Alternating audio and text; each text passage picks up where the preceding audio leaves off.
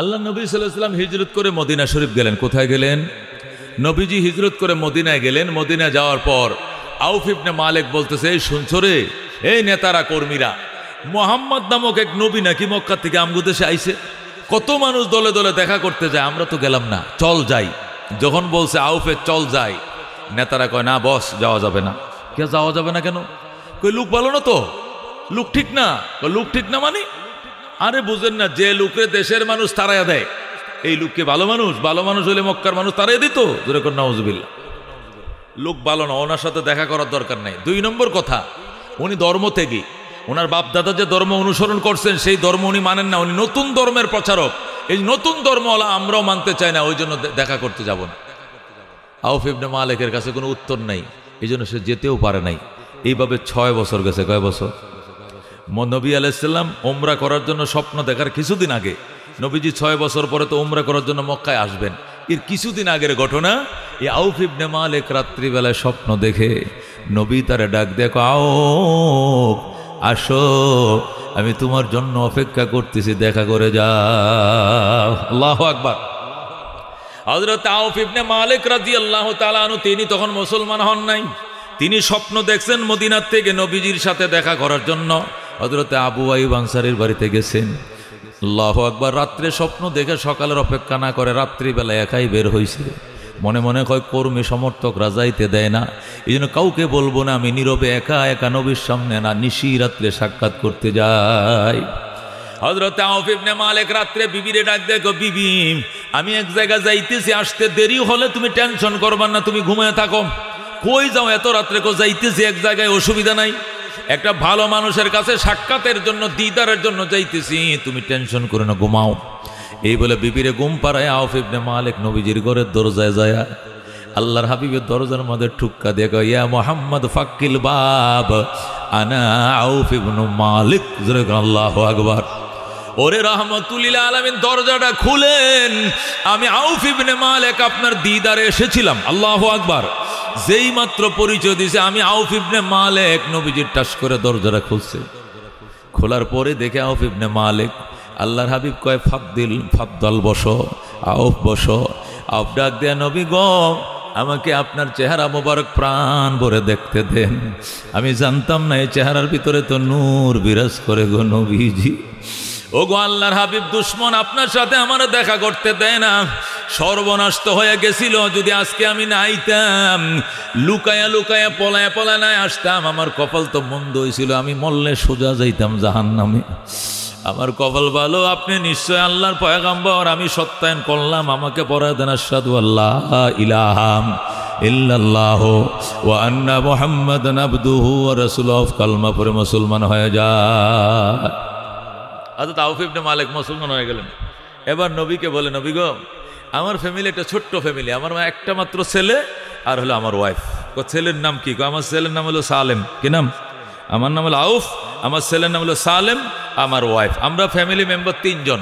তা আমি তো মুসলমান হয়ে গেলাম, দোয়া করেন আল্লাহ যেন বাকি 2 জনকে মুসলমান বানায় দেয়। যেরকম সুবহানাল্লাহ। আর মক্কা মদিনায় তো আমি মোটামুটি একটা নেতৃস্থানীয় লোক, আমি একটু কম নয়, সামনে নির্বাচনও দাঁড়াই আমি নিয়ত করছি। তো এখন কত হইলো, মাইট তো ফিরে পড়বে সব, কারণ সব তো খেপবে যখন শুনবে আমি মুসলমান হয়েছি। এখন একটা দোয়া শিখাইয়া দেন মায়ের ফিরানের লাগিয়া। নবী গো, মায়ের ফিরানের দোয়া হলো ইস্তেগফার আর তওবা। যেরকম সুবহানাল্লাহ। আর তুমি তওবা আর ইস্তেগফার বাড়ায় দাও, কেউ একটা টুক্কাও তোমাকে দিতে পারবে না, আমি নবী কথা দিলাম। যেরকম সুবহানাল্লাহ।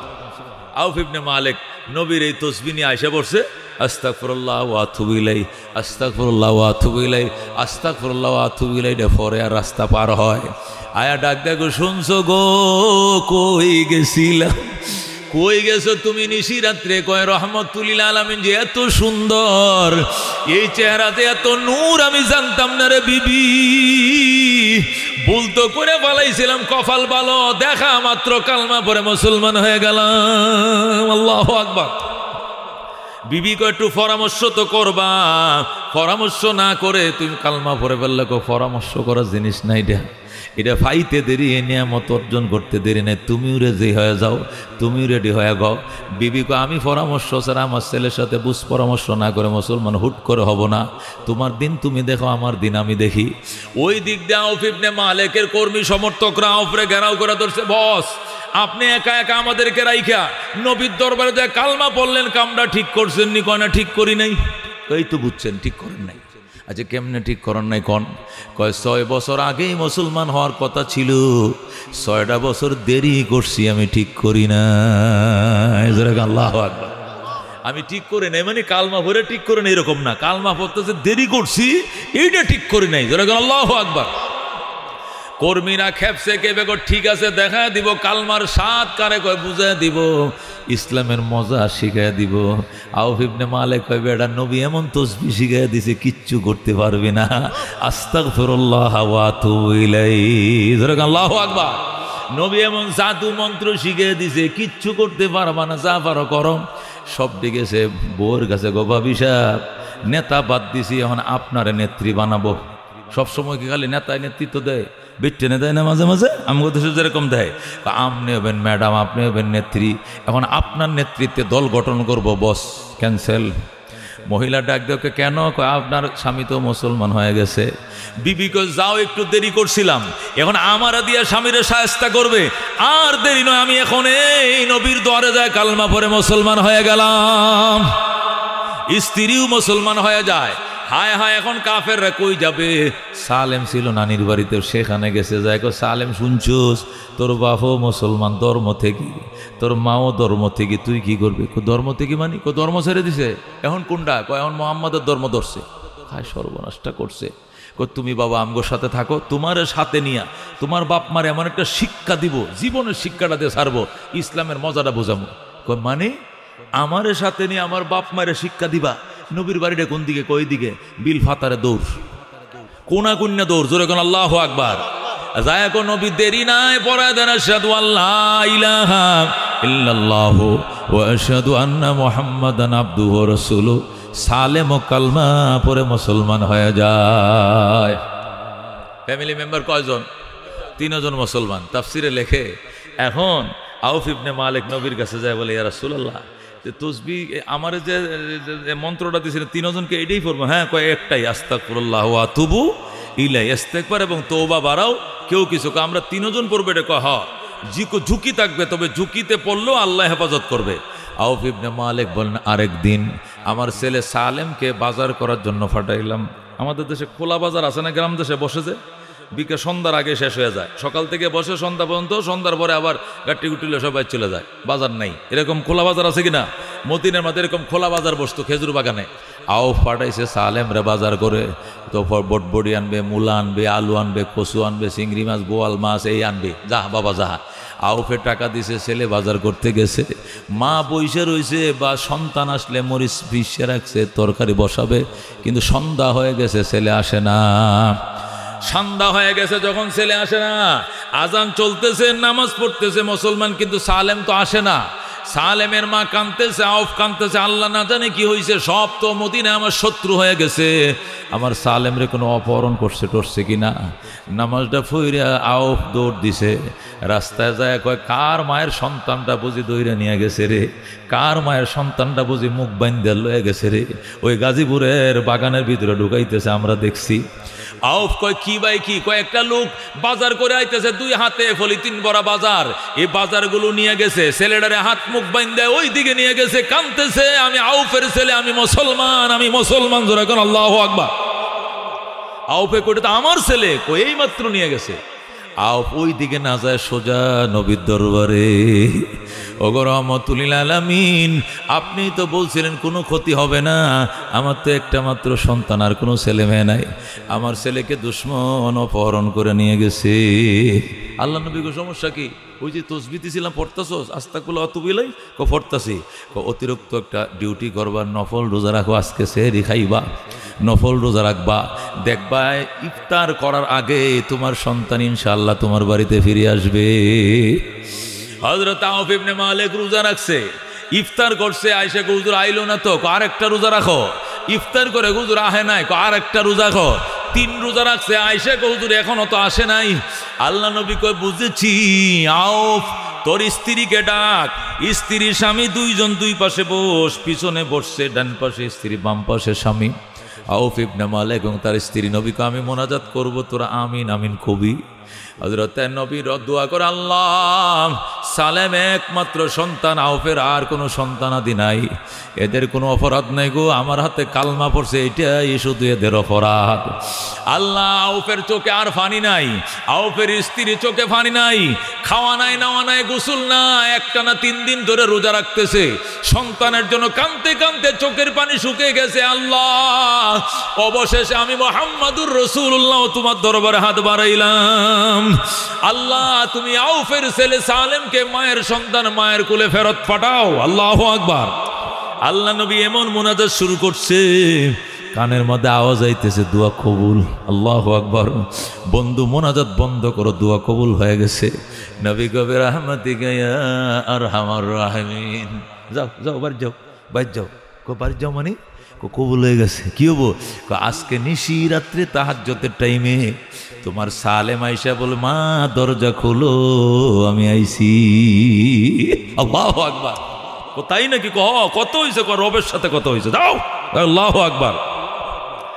আউফ চলে গেছে, আউফের স্ত্রী গেছে, যায় দরজার মাঝে যায় নামাজ বিছাইছে, নামাজও পড়ে, সালাম ফিরায় এবার দরজারে খুললে থেকে আইছে কিনা ছেলেটা, আহে নাই, আবার নিয়ত বান্ধে, আবার সালাম ফিরে দরজার ফাঁকতে দেখে সালেম আইছে কিনা, আহে নাই, আবার তরিকা বান্ধে।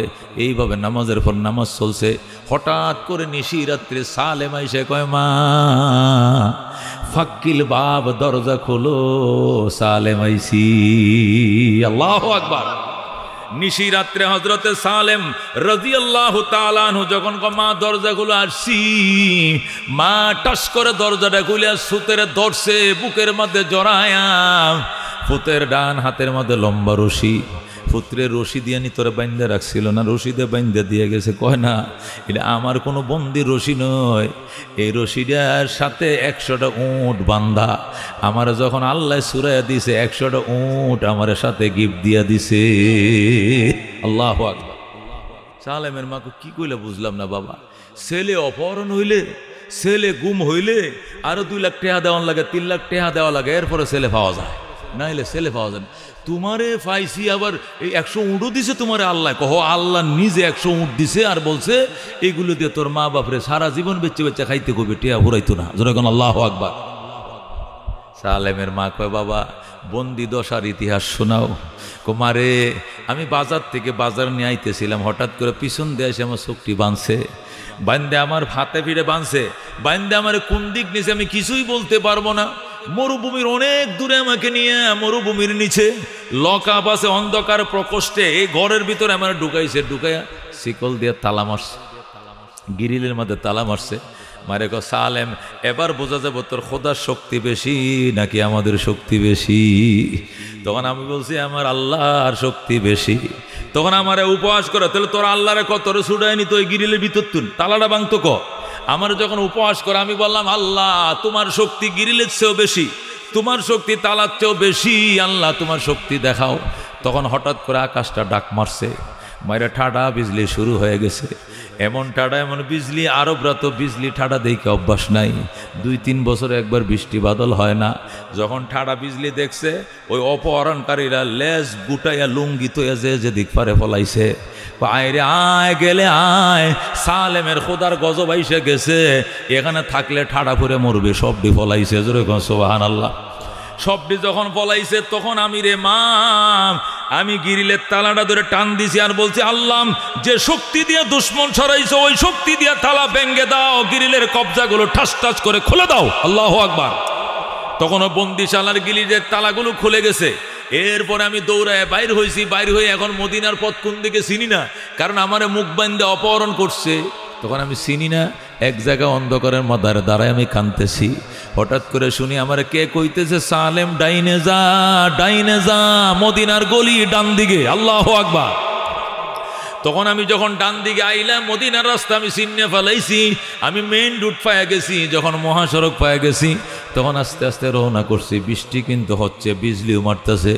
হঠাৎ করে দেখি অনেকগুলো উঁট এক জায়গায় দাঁড়ায় রয়েছে, বৃষ্টিতে ভিজা। আমি মনে মনে করলাম হাই রে, কার উঁটগুলো জানিয়ে বৃষ্টি তুফানে বাইসা যাইতেছে, কার সম্পদগুলো কোন দিক যাইতেছে, মালিক কার ক্ষতি জানি হইল আজকের বৃষ্টির তুফানে? আওয়াজ আইতেছে, এটি কাহারও নয় সালেম রে, এটি গিফট অফ দ্য রব, এটা রবের পক্ষ থেকে তোরা হাদিয়া দেওয়া হয়েছে, তুই নিয়ে যা, এটা তোর জন্য, তোর মা বাবার জন্য আমি দিলাম। আল্লাহু আকবার। এরপরে আমি রশিদ এক মাথায় ধরছি, সব কটা উট আমার পিছনে হাঁটতে হাঁটতে তোমার বাড়ির দুয়ার আইছে।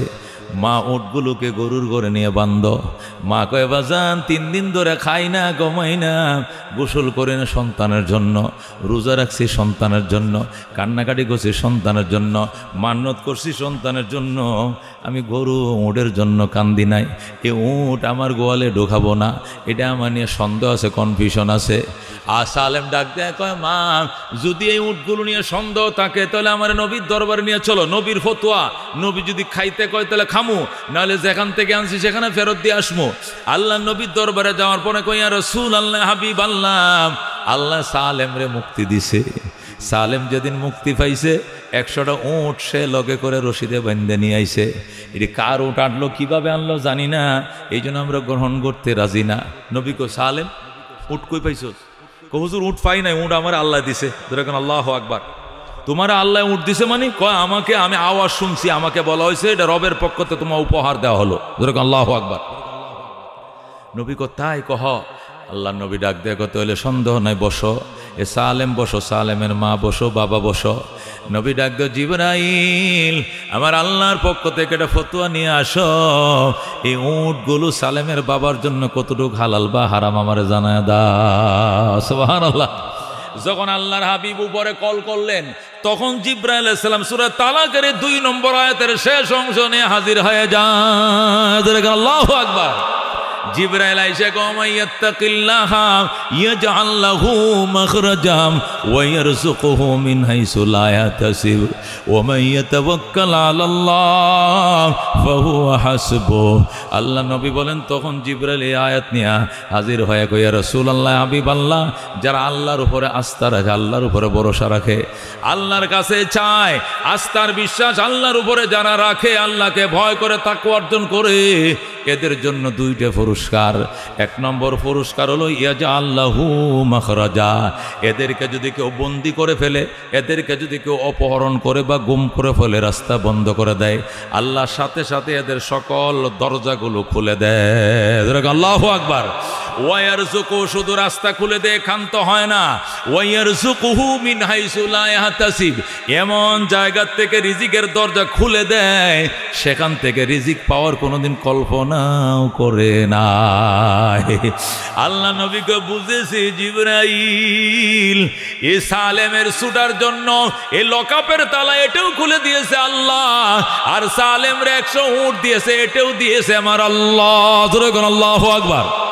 নবী ডাক দেখো, সালেম রে, তোর বাবারে জিজ্ঞাসা কর উট নিবে কি না, যদি না নেয় তাহলে সব উট আমার দিয়া যামি নিমু, আর যদি নিতে রাজিও হয় অর্ধেকটি তোর বাপেরে দিবি, আর অর্ধেকটি আমি নবীরে দিয়া যা। আল্লাহু আকবার। সালেম ডাক দেখো, যে বাবা নবীর কাছে জিজ্ঞাসা না করে উট নিতে চায় নাই, এই বাবারে সব উট আমি দিতাম না, বাবা 50টা তুমি নাও, 50টা নবীজিকে দাও। জোরে কোন সুবহানাল্লাহ। এ বন্ধু, মুফাসসিরিন কেরাম বলেন, এই আউফ ইবনে মালিকের ছেলে অপহরণকে কেন্দ্র করে আমার আল্লাহ আয়াতটা নাজিল করে জগৎবাসীকে বুঝাইছে, ও জগৎবাসী, ডান্ডার উপরে ভরসা করিও না, ফেসিবাদের উপরে ভরসা করিও না, ওই পয়সার উপরে ভরসা করিও না, ভরসা করবা কার উপরে? ভরসা কার উপরে? আমেরিকার উপরে ভরসা নয়, লন্ডনের উপরে ভরসা নয়, আল্লাহ অস্ত্রের উপরে ভরসা নয়, টাকার উপরে ভরসা নাই। কত টাকার মালিক অন্ধকার প্রকোষ্ঠে জীবন কাটায়, আর মনে মনে কয়, মন্ত্রী না হইয়া যদি আলবায়া খাইতাম, ভালো আসিল, বউ ফুয়া লইয়া ঈদ করতে পারতাম। আজকে মিনিস্টার হয়ে অভিশাপ নিছি, বউ বাচ্চার চেহারাও দেখতে পারে না, মাতৃভূমির থেকে অনেক দিন বিদেশের বাড়িতে কাটায়। এই কথা ঠিক না? এটি দামি দামি মন্ত্রীরা, এমপিরা ফেসবুকে স্ট্যাটাস দেয় আর কান দেয়, এই মন্ত্রী খোদায় না বানায়, যদি গৃহস্থী করে আলবায়া খাওয়াইতো তো ভালো আছে, 2টা গরুতে আল সইতাম আর হরে তিথি বয় হইয়া দান কামাই করে খাইতাম, এটা ভালো আছি। এই কোটি কোটি টাকার মালিক হয়ে লাভ কি? আজকে ছেলে ঈদ করে এক জানে, আমি ঈদ করি পৃথিবীর আরেক প্রান্তে, এরা আলোতে, আমি অন্ধকারে, কোনোদিন দেশে যাইতে পারবো কিনা এও বুঝি না। কে যেভাবে মামলা টামলা হইতেছে, কথা কোন ঠিক কিনা? তাহলে বোঝা গেল দোস্ত, ভরসা ক্ষমতার উপর নয়, কার উপরে? আস্থা ভরসার উপর নয়, কার উপরে? একমাত্র আল্লাহ, শুধুমাত্র আল্লাহ। হযরত ওমর ইবনুল খাত্তাব রাদিয়াল্লাহু তাআলা আনহু বলেন, লাউ আন্নার ক্বালা রাসূলুল্লাহ সাল্লাল্লাহু আলাইহি ওয়াসাল্লাম, আল্লাহ নবী বলেন, লাউ কুনতুম তাতাওয়াক্কালুনা আলাল্লাহি হাক্কা তাওয়াক্কুলিহি, যদি তোমরা আল্লাহর উপরে ভরসা করার মতো করতে, লা রাযাকাকুমুল্লাহ, আল্লাহ তোমাদেরকে এমনভাবে রিজিক দিতেন, কাত্তইরে, যেরকম পাখিরে রিজিক দেয়। সকালবেলায় পাখি, বক পাখি সকালবেলায় যখন ওই দিকে রওনা করে যাইতেছে, নরসিংদীর দিকে, 2500 দিকে যাইতেছে, কোথায় যাইতেছে? মাছের ঘের করছিনি পাখি, মাছের চাষবাস আসেনি তার, মাছের কোনো প্রজেক্ট আসেনি, ফুটি মাছের না, সে সোজা খালি পেট হয়ে তাকে দুঃখে মাসা ও তারুহু বেতানা, সকালবেলায় খালি পেট রওনা করছে, বিকালবেলায় ফুটি মাছদার কিনা মাছ খাইয়া পেট বইরাই বাসায় ফিরছে। কথা কোন ঠিক কিনা? কেন? সে এত মাছ কই পাইলো, এত ফুটি মাছ দাঁড়িয়ে মাছ কই পাইলো? সে তো মাছের প্রজেক্ট করে নাই, মাছের গ্যার করে নাই, শ্বাস করে নাই, এত মাছ খাইয়া ফেটটা বইরে কেমনে ফিরলো? আল্লাহর উপরে ভরসা করে ডানা মেলাইছে, আল্লাহ তসবিহ পড়তে পড়তে রওনা করলাম। সমস্ত ফেরেশতারা তসবিহ পড়ে, শুধু মানুষ একা তসবিহ পড়ে না, কথা কোন ঠিক কিনা? সব সৃষ্টি তসবিহ পড়ে, আল্লাহর জিকির করে, জিকির করতে করতে রওনা করছে, ডানা মেলতেছে আর বলতেছে, আল্লাহ তুমি আমারে বানাইছো, রিজিকের জিম্মাদার তুমি, তুমি হইলা রাজ্জাক আর আমি হইলাম আব্দুর রাজ্জাক, তুমি হইলো রিজিক দাতা, আমি হইলাম রিজিক দাতার গোলাম, তোমার ডিউটি তুমি পালন করো, আমার ডিউটি আমি পালন করার জন্য বের হয়ে গেলাম। সুবহানাল্লাহ। এই জন্য দোস্ত, এই ভরসার আস্থা শিকার জন্য উলামায়ে কেরামের সহবত ছাড়া কোনো উপায় নাই, উলামায়ে কেরামের সহবত ছাড়া কোনো উপায় নাই। এই জন্য একটা আলেমের বাবা হও, সন্তানকে আলেম বানাও, তাওয়াক্কুল শিখাও। এই পৃথিবীতে, এই বাংলাদেশে ধরো, পৃথিবী বাদ দিলাম, এই প্রথম বাংলাদেশে সর্বপ্রথম বৃদ্ধাশ্রম বানাইছে গাজীপুরে, কথা ঠিক কিনা? বাংলাদেশে এখন বৃদ্ধাশ্রম 22-23টে হয়েছে, ঠিক আছে, চিটাং আছে, রংপুর আছে, রাজশাহীতে আছে, সর্বপ্রথম বৃদ্ধাশ্রম হয়েছে আল্লাহু আকবার গাজীপুরে, কথা কোন ভবানীপুরে, কথা কোন ঠিক কিনা? ও দোস্ত, আমি কসম খায়া বললো হানে সব না, খোদার কসম খায়া বলি, উচ্চ শিক্ষিতর মা বাবার এখানে বৃদ্ধাশ্রমে কাতরাইতেছে, কানতেছে, সন্তান বড় বড় পোস্ট নিয়া এসি বাড়িতে ডাকায় তাকে বড় বড় অফিসার, পুলিশের প্রধান, উমুকের প্রধান, উমুকের প্রধান, বড় বড় ডক্টর ব্যারিস্টার, ওরা ঢাকা শহরে থাকে, চিটাং শহরে থাকে, এসি বাড়িতে ঘুমায়, আর নিজের মা বাবাকে এতিমের মতো বৃদ্ধাশ্রমে ভর্তি করে রাখছে, কথা কোন ঠিক কিনা? খোদার কসম, আল্লাহ তাকওয়া দিছে উলামায়ে কেরামকে, যদি একটা আলেমের বাবা, একটা হাফেজের বাবাকে বৃদ্ধাশ্রমে দেখাইতে পারো, কোটি টাকা পুরস্কার, নামটা চেঞ্জ করে ফেলাইব, আল্লাহু আকবার। কোনো দিন পাইবা না আলেমের বাবা বৃদ্ধাশ্রমে, কথা কোন ঠিক কিনা? দুনিয়াতেও যেরকম ডাইল ভাত আল্লাহ তারা মিলায়, ওই ডাইল ভাত নিয়ে মা বাবার একসাথে নিয়ে তারা খায়। পরকালেও যে মর্যাদা আল্লাহ দিবে, ওই মর্যাদা নিয়ে মা বাবার নিয়ে একসাথে তারা জান্নাতে একসাথে থাকবে, কথা কোন ঠিক কিনা?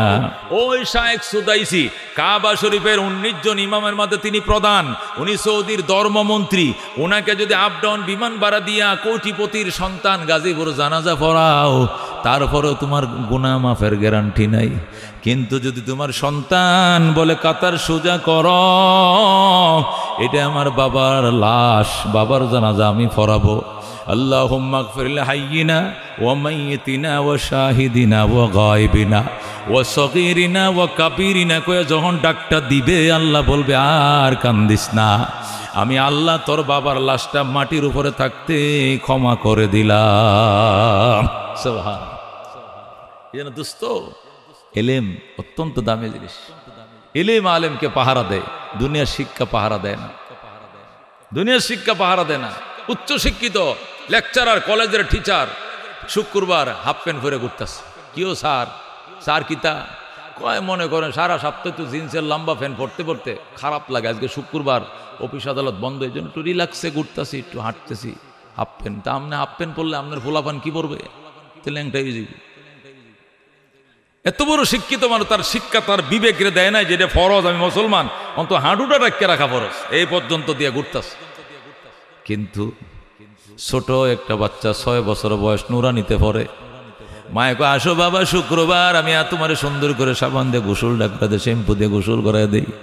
সন্তান কয় মা হুজুরে কইছে সতর ডাইকে রাখা ফরজ, তোমার গোসল করা দেওয়া লাগবো না, তুমি আমার ননু দেখে ভালাইবা,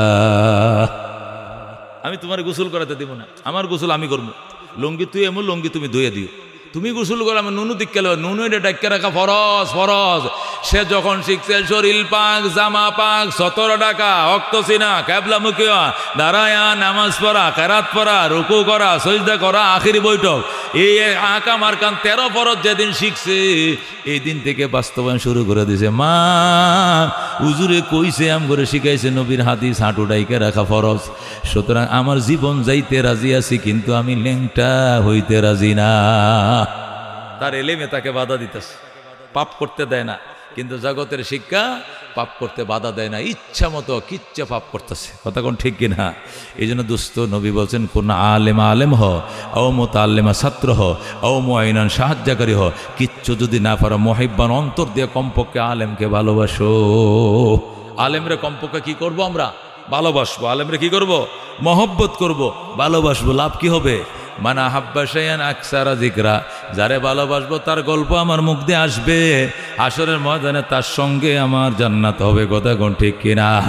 মান তাশাব্বা বিকওমিন ফামিনহুম, যার সাথে যার মহব্বত তার সাথে তার কিয়ামত। যদি আলেম ওলামার সাথে মহব্বত থাকে হাসরের ময়দানে আলেম ওলামার সাথে আমার কিয়ামত হবে, আসর হবে। কথা কোন ঠিক কিনা? আল্লাহ রাসূলুল্লাহ সাল্লাল্লাহু আলাইহি ওয়াসাল্লামকে সুপারিশ করার অনুমতি দিবেন। আল্লাহ বলেন ওয়ালা সাউফা ইউতিকা রাব্বুকা ফাতারদা, আমার বন্ধু অতি শীঘ্রই আপনার রব আপনাকে এত কিছু দিবে আপনি খুশি হয়ে যাবেন। নবী দাঁত ভাঙ্গা কাঁদতেছে, আল্লাহ আমি কি তোমার নবী না? নবী তো। তা আমার মাথায় লোহার টুপি কাঁদলো, জিবরাইল কই আসিল? আমার দাঁতটি ভাঙ্গা দিল, জিবরাইল আসিল কই? আমারে মক্কার তারায় দিল, আইলাম মদিনা, এখানেও ডেলি আমার বিরুদ্ধে যুদ্ধ, আজকে দাঁত ভাঙ্গে কালকে মাথা ভাঙ্গে, আর কত পরীক্ষা করবা? আল্লাহ নবীকে সান্ত্বনা দেয় ওয়ালা সাউফা ইউতিকা রাব্বুকা ফাতারদা, আমার বন্ধু অতি শীঘ্রই আপনার রব আপনাকে এত কিছু দিবে আপনি খুশি হয়ে যাবেন। নবী কয় ইদান লা আরদা, আমি ততক্ষণ পর্যন্ত খুশি হব না যতক্ষণ আমার একটা ইমানদার উম্মত জাহান্নামে থাকবে। আল্লাহর মুখের উপরে নবী না করে দিয়েছে আমি খুশি হব না। আল্লাহকে ওয়ালা সাউফা ইউতিকা রাব্বুকা ফাতারদা, আল্লাহ কোরআন শরীফে আয়াত দেয়া সূরা দুহার মধ্যে আছে কিনা? আপনাকে আপনার রব এত কিছু দিবে, ওই দিন আপনি শুধু হাসবেন আর খুশি হবেন। এখন কান্নাটা বন্ধ করেন, আমি খুশি হইতাম না। ইদান লা আরদা, আমি খুশি হব না। কেন খুশি হবেন না? যতক্ষণ আমার একটা উম্মত জাহান্নামে থাকবে আমি খুশি হব না। আল্লাহ আপনার সমস্ত উম্মতকে জাহান্নাম থেকে মুক্তি দিয়াই আপনার মুখে হাসি ফুটাবো। যেরকম সওয়াল। এই জন্য দোস্ত কিতাবুল্লাহ হলো 1 নম্বর উসিলা, 2 নম্বর হলো রাসূলুল্লাহ, 3 নম্বর হলো ইবাদাতুল্লাহ। আল্লাহ নবী কয় যে ব্যক্তি হজ করলো এমন নিষ্পাপ হবে যেমন নিষ্পাপভাবে তার মা তাকে জন্ম দিয়েছিল। কথা কোন ঠিক কিনা? লাইসা লিল হাজ্জিল মাবরুরে জাযাউন ইল্লাল জান্নাহ, কবুল হজের বিনিময় আর কিছু নাই, শুধু জান্নাত। তাহলে ইবাদতের উসিলা মানুষ জান্নাত পায়। কথা কোন ঠিক কিনা? নবী বলছেন 5 ওয়াক্ত নামাজ পড়বা, ডান হাতে আমলনামা দিয়া বিদ্যুতের গতিতে বিজলির আকারে পার হয়ে জান্নাতে ঢুকবা। জোরে আল্লাহু আকবার। তাহলে ইবাদাতুল্লাহ হবে মানুষের উসিলা। তাহলে 1 নম্বরে কিতাবুল্লাহ, 2 নম্বরে রাসূলুল্লাহ, 3 নম্বরে ইবাদাতুল্লাহ, 4 নম্বরে হলো রিজালুল্লাহ। আল্লাহর বিশেষ বন্দারা আমাদের নাজাতের জন্য উসিলা হবে। নবী বলেন কোরআনের হাফেজ যখন লাইনে দাঁড়াবে আর বলবে আল্লাহ আমার আব্বা লাগে, আমার আম্মা লাগে, এটা আমার লজিং মাস্টার, এটা আমার শ্বশুর, এটা আমার শাশুড়ি, এদেরকে লগে না দিলে আমি যাব না। আল্লাহ বলবেন 10টা গয়না গয়না জাহান্নাম থেকে বের কর, আর জান্নাতের সাথী হইয়া জান্নাতে ঢুক, কেউ বাধা দিবে না। আল্লাহু আকবার। আলহামদুলিল্লাহিল্লাযী হাদানা লিহাযা ওয়া মা কুন্না লিনাহতাদিয়া লাউলা আন হাদানাল্লাহ। রব্বানা যালামনা আনফুসানা ওয়া ইল্লাম তাগফির লানা ওয়া তারহামনা লানাকুনান্না মিনাল খাসিরিন। রব্বানা ফাগফির লানা যুনুবানা ওয়া কাফির আন্না সাইয়্যাতিনা ওয়া তাওয়াফানা মা'আল আবরার। রব্বিগফির লি ওয়া লিওয়ালিদাইয়া ওয়া লিল মুমিনিনা ইয়াওমা ইয়াকুমুল হিসাব। রব্বিরহামহুমা কামা রব্বায়ানি সগীরা। ইয়া আল্লাহ মাদ্রাসার দারুল কোরআনকে কবুল করলন, মহিলা শাখাকে কবুল করলন। মোহতামি সাহেব অত্যন্ত মেহনতি যুবক মানুষ। ইয়া আল্লাহ বয়সের ভারে কথা বলছে, আল্লাহ আপনি কবুল করলন। আল্লাহ আমরা মাইন্ড না করে তাকে সাহায্য সহযোগিতা করব, দিনের মহব্বতের খাতিরে দিনী প্রতিষ্ঠানটাকে মহব্বত করব। ইয়া আল্লাহ আমাদেরকে কবুল করলন। ইয়া আল্লাহ বিকাল থেকে নিয়ে মধ্যরাত পর্যন্ত বড় বড় উলামায়ে কেরাম যে আলোচনা শুনাইছেন, আমাদেরকে আমল করার তৌফিক দিয়া দেন। ইয়া আল্লাহ কোটি কোটি দুরুদ ও সালামের হাদিয়া সোনার মদিনায় পৌঁছায় দেন। মুসিবতের দিনে আপনার হাবিবের হাতে কাউসারের শরবত আমাদেরকে পান করায়েন। এ জীবনে না করিলাম বন্দিগি, গুনাহ করে কাটাইলাম জিন্দেগি, গুনাহ করে কাটাইলাম জিন্দেগি। তওবা করে আবার তওবা ভাঙ্গিলাম, অবশেষে খাঁটি তওবা করিলাম। তুমি যদি মাফ না করো আল্লাহ বান্দারে, বলো তোমার বান্দা যাবে কার কাছে। ইয়া আল্লাহ আমাদেরকে মাফ করে দেন। আল্লাহ মদিনায় সালাম পৌঁছায় দেন। মাদ্রাসাকে কবুল করলেন, ওস্তাদদেরকে কবুল করলেন। মাদ্রাসার স্থায়ী জায়গার ব্যবস্থা করে দেন। আল্লাহ মাদ্রাসার জন্য একটু স্থায়ী জায়গার ব্যবস্থা আপনি করে দেন। আল্লাহ মাদ্রাসার দুশ্মনী থেকে বাদ দিয়ে আমাদেরকে মহব্বত করার তৌফিক নসিব ফরমান। সুবহান রাব্বিকা রব্বিল ইজ্জাতি আম্মা ইয়াসিফুন। আল্লাহ গো কত মানুষ মাহফিল উসিলায় দোয়া চাইছে, হুজুর দোয়া করেন। ছেলে অসুস্থ, মেয়ে অসুস্থ, বেগম অসুস্থ, যার যে সমস্যা আল্লাহ তোমার শাহী দরবার থেকে সমাধান করে দাও। সুবহান রাব্বিকা রব্বিল ইজ্জাতি আম্মা ইয়াসিফুন ওয়া সালামুন আলাল মুরসালিন ওয়ালহামদুলিল্লাহি রাব্বিল আলামিন।